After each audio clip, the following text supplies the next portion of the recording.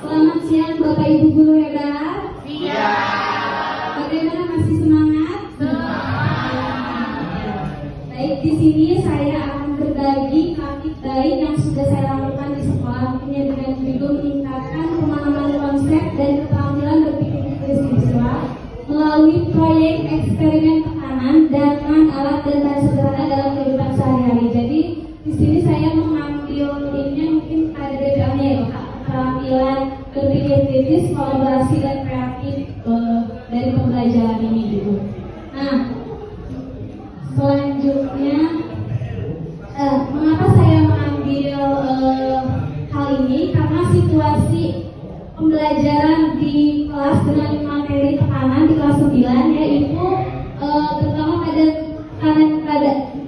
pada cair dan gas itu seringkali menjadi tantangan ya, karena bersifat abstrak dan penuh dengan rumus, karena ini mungkin IPA-nya itu fisika gitu, sehingga bagaimana nih saya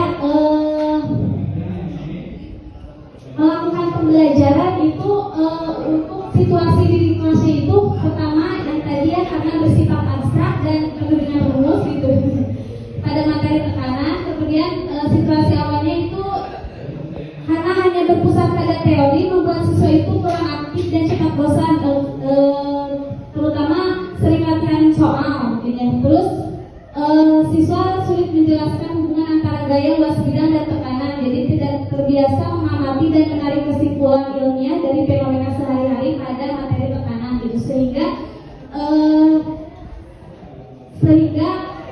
hal apa nih yang perlu saya hadirkan pada pembelajaran di materi tekanan ini agar situasinya tidak seperti ini begitu.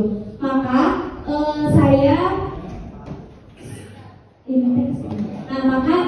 tantangannya di situ berarti saya harus membuat siswa bisa memahami konsep tekanan melalui sebuah percobaan sederhana gitu dari alat yang ada di kehidupan sehari-hari. Kemudian bagaimana meningkatkan keterampilan berpikir kritis siswa dan berpikir ilmiah siswa gitu. Tantangannya itu. Yang ketiga, tantangannya bagaimana saya bisa menumbuhkan kerjasama dan komunikasi serta kolaborasi siswa dalam kegiatan praktikum ini gitu, atau eksperimen ini. Kemudian tantangan selanjutnya itu bagaimana siswa dapat mengaitkan pembelajaran IPA terutama pada materi tekanan ini sehingga bisa diketahui gitu dalam kehidupan nyatanya atau dalam kehidupan sehari-harinya, sehingga pembelajaran itu lebih bermakna gitu. Itu tantangannya. Nah, aksi yang saya lakukan untuk mengatasi tantangan ini, saya membuat atau menerapkan model pembelajaran RJDR gitu, dengan proyek eksperimen tekanan zat padat, tekanan zat cair dan tekanan gas dengan alat sederhana dalam kehidupan sehari-hari gitu. Nah, aksinya ini saya melakukan stimulasi atau orientasi masalah pada siswa dengan cara menayangkan video. Kemudian saya menstimulasi dengan pertanyaan-pertanyaan yang berhubungan dengan tekanan gitu.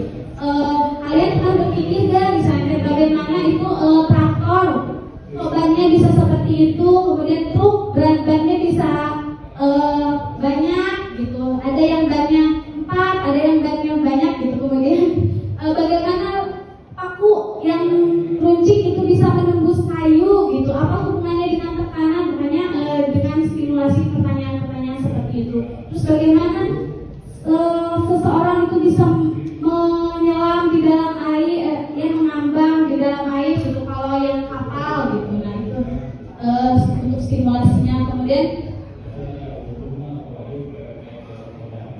untuk aksinya yang kedua, perencanaan dan pembentukan kelompok. Berarti perencanaannya saya membuat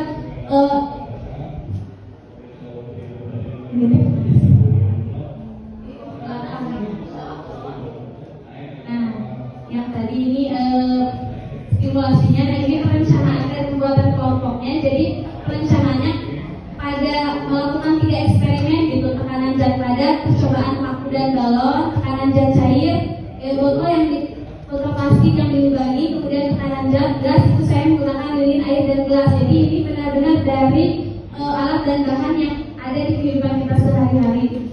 Nah ini pelaksanaannya gitu pada saat saya melakukan percobaan. Nah ini video yang sedang dilakukan siswanya.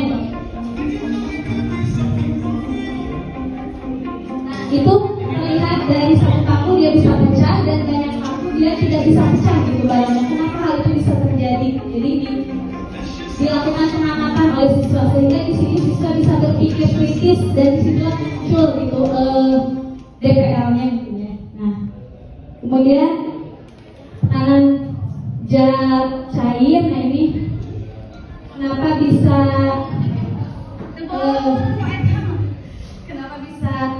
yang paling dalam gitu yang mancar airnya gitu. Jadi di sini itu juga dianalisis sama siswanya ya. Nah ini yang tekanan jarak gas dari asalnya airnya ada di sekitaran ini jadi masuk ke dalam. Nah, itu juga ya dianalisis oleh siswa. Nah ini masih aksinya melakukan eksperimen, mencatat hasil, menganalisis juga kemudian setelah itu di dalam LKPD dituliskan gitu hasilnya dan presentasi serta refleksi. Hasil yang saya dapatkan setelah pembelajaran itu siswa hasil dan dampaknya, jadi siswa itu pemahaman konsepnya meningkat gitu dari pembelajaran itu. Oh iya ya, ternyata pada satu paku dan pada banyak paku itu ada perbedaan gitu, apa hubungannya dengan tekanan gitu. Jadi pemahaman konsepnya bisa gitu. Kemudian keterampilan berpikir kritisnya berkembang, kreativitas dan kolaborasinya itu kerjasamanya meningkat gitu karena kan praktikum ya harus dengan kelompok.